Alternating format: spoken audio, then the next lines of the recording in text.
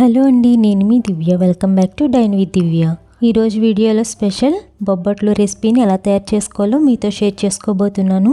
Easy వేలో క్విక్గా చాలా టేస్టీగా ఎలా తయారు చేసుకోవాలో చిన్న చిన్న టిప్స్తో, అలాగే పక్కా కొలతలతో మృదువుగా పొడి పొడిగా అవ్వకుండా పర్ఫెక్ట్గా వచ్చేలా ఎలా తయారు చేసుకోవాలో ఈ వీడియోలో మీకు చూపించబోతున్నాను. ఏ పండగలకైనా చాలా సింపుల్గా చేసేసుకోవచ్చు. బిగినర్స్కి కూడా చాలా ఈజీగా అనిపిస్తుంది. సో మరి ఈ ట్రెడిషనల్ బొబ్బట్లు రెసిపీని ఎలా తయారు చేసుకోవాలో చూసేద్దాం. ఈ బొబ్బట్లు చేయడానికి ముందుగా 1 కప్పు వరకు పచ్చిశనగపప్పును తీసుకుని 2-3 సార్లు బాగా కడుక్కుని వాటర్ వేసి 30 నిమిషాల పాటు బాగా నానబెట్టుకోవాలి. అరగంట తర్వాత ఇలా పచ్చిశనగపప్పు బాగా నానిపోతుందండి. ఇలా నానిన పచ్చిశనగపప్పుని వాటర్ లేకుండా కుక్కర్లోకి వేసుకోండి. ఏ కప్పుతో అయితే పచ్చిశనగపప్పుని తీసుకున్నామో అదే కప్పుతో 2 కప్పుల వరకు వాటర్ని వేసి కుక్కర్ మూతని విజిల్ని పెట్టేసి మీడియం ఫ్లేమ్ మీద 4 నుంచి 5 విజిల్స్ వచ్చేలా ఉడికించుకోవాలి. నెక్స్ట్ ఒక బౌల్లోకి పప్పు కొలుచుకున్న కప్పుతోనే 1.5 కప్పుల వరకు మైదా పిండిని తీసుకోండి. బొబ్బట్లు చప్పగా లేకుండా ఇందులో 1/2 టీ స్పూన్ వరకు ఉప్పును వేసి ఒకసారి కలపండి. ఇప్పుడు ఇందులో కొద్ది కొద్దిగా వాటర్ని వేసుకుంటూ పిండిని బాగా మెత్తగా ఉండేలా కలుపుకోవాలి.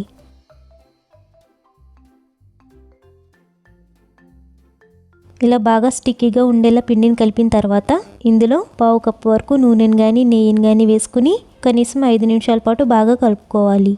దీనివల్ల పిండి చాలా సాఫ్ట్గా ఉంటుంది, అలాగే బొబ్బట్లు బాగా మెత్తగా వస్తాయి. చూడండి, పిండి ఇలా ఆయిల్లో మునిగేలా ఉండాలి. అప్పుడు పిండి డ్రై అవ్వకుండా ఉంటుంది. సో ఇలా 5 నిమిషాల పాటు నీట్ చేశాక 2-3 గంటల పాటు బాగా నానబెట్టుకోవాలి. ఇప్పుడు 5 విజిల్స్ వచ్చిన తర్వాత పప్పును చూస్తే ఇలా బాగా మెత్తగా ఉడికిపోవాలి. పలుకు అనేది ఉండకూడదండి. నెక్స్ట్ ఈ పప్పునంతా వాటర్ లేకుండా ఫిల్టర్ చేసి అప్పుడు ఒక మిక్సీ జార్లోకి వేసుకుని వాటర్ అసలు యాడ్ చేయకుండా బాగా మెత్తగా గ్రైండ్ చేసుకోవాలి. చూడండి, పప్పును గ్రైండ్ చేశాక ఇంత మెత్తగా ఉండాలి. అప్పుడే బొబ్బట్లు బాగా వస్తాయి. ఇప్పుడు ఇలా గ్రైండ్ చేసిన పప్పును మొత్తం ఒక కడాయిలోకి తీసుకోండి. నెక్స్ట్ ఇందులో 1 కప్పు వరకు బెల్లం పొడిని వేసుకోండి. మనం తీసుకున్న 1 కప్పు పచ్చిశనగపప్పుకి 1 కప్పు బెల్లం సరిగ్గా సరిపోతుందండి.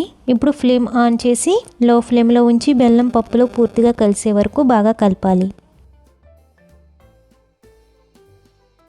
ఇలా బెల్లం పప్పులోకి కలిసిన తర్వాత ఇందులో 1 టీ స్పూన్ వరకు యాలకుల పొడిని వేసి కలిపి పప్పు ముద్దని కంటిన్యూస్గా కలుపుతూ దగ్గర పడనివ్వాలి. లేదంటే పప్పు ముద్ద అడుగంటి మాడిపోతుందండి. 5 నిమిషాల తర్వాత 1 టేబుల్ స్పూన్ వరకు నెయ్యిని వేసి కలపండి. బొబ్బట్లు పూర్ణానికి నెయ్యి మంచి టేస్ట్ ఇస్తుంది కాబట్టి కొంచెం ఎక్కువ నెయ్యి వేసుకున్నా పర్వాలేదు. 10 నిమిషాల తర్వాత పప్పు ముద్ద ఈ విధంగా దగ్గర పడుతుందండి. ఈ స్టేజ్లో ఫ్లేమ్ ఆఫ్ చేసేసి పూర్తిగా చల్లారనివ్వాలి. వేడి మీద కొంచెం పల్చగా అనిపించినా చల్లారేసరికి గట్టి పడిపోతుంది. పూర్తిగా చల్లారిన పూర్ణంలో చిటికెడు పచ్చకర్పూరం పొడిని వేసుకుని బాగా కలపండి. ఇలా పచ్చకర్పూరం వేస్తే బొబ్బట్లకు మంచి టేస్ట్ వస్తుంది.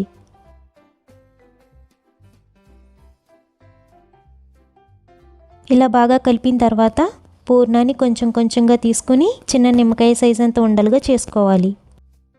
చూసారుగా, పూర్ణాన్ని ఉండలుగా చేసినప్పుడు ఇలా పర్ఫెక్ట్గా ఉండలా అవ్వాలి. అప్పుడే బొబ్బట్లు చేసిన తర్వాత పూర్ణం పొడి పొడిగా అవ్వకుండా చక్కగా వస్తాయి. ఈ విధంగా పూర్ణాన్ని మొత్తం ఉండలుగా చేసి పక్కన పెట్టుకోండి. నెక్స్ట్ 3 గంటల పాటు నానబెట్టుకున్న మైదా పిండి ముద్దని మళ్ళీ ఒక 5 నిమిషాల పాటు బాగా కలపండి. ఇలా బాగా నీట్ చేస్తే పిండి ఎక్స్ట్రా సాఫ్ట్గా అవుతుంది. ఇప్పుడు ఈ పిండిని కొంచెం కొంచెం తీసుకుని పెద్ద నిమ్మకాయ సైజ్ అంతా ఉండలా చేసుకోవాలి. అంటే మీరు పూర్ణాన్ని ఉండలా చేసిన తర్వాత దానికి కొంచెం పెద్ద సైజులో ఈ పిండిని ఉండలా చేసుకుంటే సరిపోతుంది. ఇప్పుడు బటర్ పేపర్ని తీసుకుని దానిపైన ఆయిల్ని బాగా అప్లై చేయండి. మీ దగ్గర బటర్ పేపర్ లేకపోతే పాలిథిన్ కవర్ని కూడా యూజ్ చేసుకోవచ్చు. ఇలా ఆయిల్ బాగా అప్లై చేశాక ముందుగా చేసుకున్న మైదా పిండి ఉండని పెట్టి చేత్తో కొద్దిగా ఈ విధంగా స్ప్రెడ్ చేయండి. ఇప్పుడు ఉండలుగా చేసుకున్న పూర్ణాన్ని మధ్యలో పెట్టి ఎక్కడ గ్యాప్ లేకుండా అంచులని ఈ విధంగా లాగి పూర్ణాన్ని బాగా కవర్ చేయండి.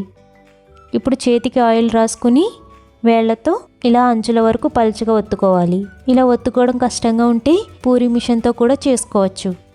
చూసారు కదా, ఇలా పలుచగా ఒత్తుకుంటే బొబ్బట్లు చక్కగా వస్తాయి. ఇప్పుడు పెనాన్ని వేడి చేసి దానిపైన 1 టేబుల్ స్పూన్ వరకు నెయ్యి వేసి కరిగించండి. ఇప్పుడు ఒత్తుకున్న బొబ్బట్లని ఇలా పెనం మీద బటర్ పేపర్తో సహా వేసుకుని ఇలా స్లోగా బటర్ పేపర్ని రిమూవ్ చేయండి. ఇప్పుడు ఫ్లేమ్ని మీడియంలో ఉంచి నెయ్యి వేసుకుని రెండు వైపులకి తిప్పుతూ ఈవెన్గా కాలనివ్వాలి. ఇలా ఒకవైపుకి కాలిన తర్వాత రెండో వైపుకి తిరిగేసి కొద్దిగా నెయ్యి వేసుకుని కాలనివ్వండి. ఇలా రెండు వైపులా బొబ్బట్టుని కాల్చిన తర్వాత బొబ్బట్టుని తీసేసుకుని మళ్ళీ ఇంకో బొబ్బట్టుని వేసి నెయ్యి వేసుకుని రెండు వైపులా చక్కగా కాలనివ్వాలి. సేమ్ ప్రాసెస్లోనే అన్ని బొబ్బట్లు ఈవెన్గా కాల్చుకుని తీసేసుకోండి. అన్ని బొబ్బట్లని చక్కగా కాల్చుకున్న తర్వాత వీటిని వేడివేడిగా ఒక ప్లేట్లోకి ట్రాన్స్ఫర్ చేసుకోండి. చూస్తుంటేనే బొబ్బట్లు ఎంత పర్ఫెక్ట్గా వచ్చాయో తెలుస్తుంది కదా. అంతే అండి, ఎంతో టేస్టీగా ఈజీగా నేతి బొబ్బట్లు రెడీ అయిపోయాయి. ఈ వీడియోలో చూపించిన కొలతల్ని అలాగే చేసే పద్ధతిని ఫాలో అయ్యి గనక మీరు చేసినట్టయితే చాలా మృదువుగా చాలా టేస్టీగా పర్ఫెక్ట్గా ఎన్ని బొబ్బట్లైనా ఈజీగా చేసేయగలరు. ఏ పండగలకైనా ఈ విధంగా బొబ్బట్లను చేసుకుని నైవేద్యంగా పెట్టుకోవచ్చు. అంతేకాకుండా మన ఇంట్లో ఏ చిన్న ఫంక్షన్ జరిగినా హడావిడి లేకుండా క్విక్గా చేసేసుకోవచ్చు. సో ఫ్రెండ్స్, చూసారు కదా నేతి బొబ్బట్లని ఈజీగా ఎలా తయారు చేసుకోవాలో. మీరు కూడా డెఫినెట్గా ట్రై చేయండి. ట్రై చేశాక మీ ఫీడ్బ్యాక్ని నాతో షేర్ చేసుకోవడం అసలు మర్చిపోకండి. రెసిపీ నచ్చితే ఒక లైక్ చేసి మీ ఫ్రెండ్స్ అండ్ రిలేటివ్స్కి షేర్ చేయండి. మన ఛానల్ కొత్తగా చూస్తున్న వాళ్ళైతే సబ్స్క్రైబ్ చేసుకుని పక్కన ఉన్న బెల్ ఐకాన్ని యాక్టివేట్ చేసుకోండి. Thank you for watching.